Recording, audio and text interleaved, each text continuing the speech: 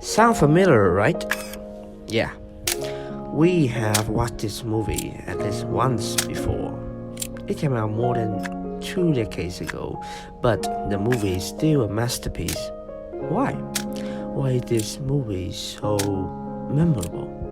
It is because of 1,000 layers of messages are hidden in the movie, and today I will explore a small part of it. And today, in this podcast, we will discuss the message about environmental pollution and how the movie delivered that message. And this is Spirited Away.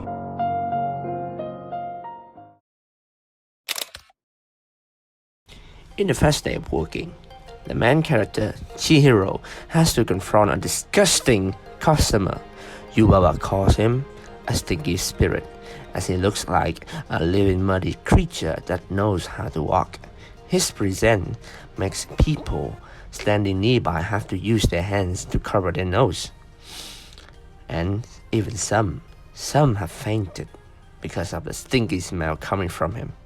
And the moment he walks past 2 bowls of rice, the food go moldy immediately. He orders to take a bath, and right after he jumps into the bath, all the water in the bath transforms into mud. The whole room is covered with mud. After Chihiro finishes her job, she realizes there is an undefinable object inside the spirit. Yubaba gathers everybody in the house to help Chihiro to pull that object out. And turns out, it is not just an object, but a whole dump stuck inside the spirit. Then the spirit gets back to his default form, which is a guardian of a river in form of a dragon. The guardian then thanks Chihiro and gives her a miracle medicine.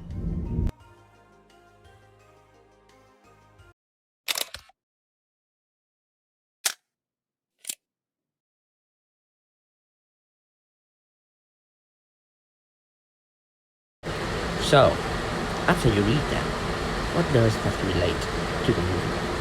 Director Miyazaki understands the warming state of environmental pollution. The environment needs help immediately, but directly encouraging people to stop littering seems to be hopeless. Instead, the director makes a movie that targets only the pollution problem. He switches it by using a soft frame of human benefits. Let me go through the theory fast for you. Target domain, the area of life being described in a frame or a metaphor. Wadana, 2024. Soft frame. The soft frame refers to the original familiar domain that provides the conceptual structure is needed to understand another domain. Lakoff, 2014. Do you get it? Yeah, I know it. Let me explain. In this case, the target domain is environmental pollution. It is only about the environment and environmental protection message. In this case, don't really matter because it doesn't matter to us. To solve this, the director chose human benefits as the main thing in his movie, or I can say a source frame. And now the message has some weight in it because it will directly affect our benefits. So the director has chosen content, or I can say the soft frame for the movie. But how to employ it in the movie? Framing is a narrative technique that applies understand from one aspect of life to structure another aspect of life. Steve 2015. And reframe, when we analyze and rewrite a text, we can reframe it to influence the reader's perspective toward it and change their responses to it. Framing is a story that we need to protect the environment to stop littering. But as I mentioned above, it doesn't work. So the director Miyazaki reframes, I can say changes and accelerate the story by using metaphor. Visual metaphor is the representation of a person, place, thing, or idea by means of a visual image that suggests a particular association or point of similarity. The giant stinky muddy creature is a visual metaphor that represents a polluted river. The stinky smelly makes other people know what's happened too most like the food go moldy. Implication is polluted river will destroy our living surrounding with bad smell, and it's also destroy our food resources, it directly affecting human benefit.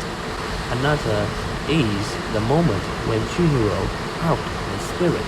The spirit gave her a miracle medicine that will be used to save Chihiro's lover later. This is a extended metaphor through action and consequence.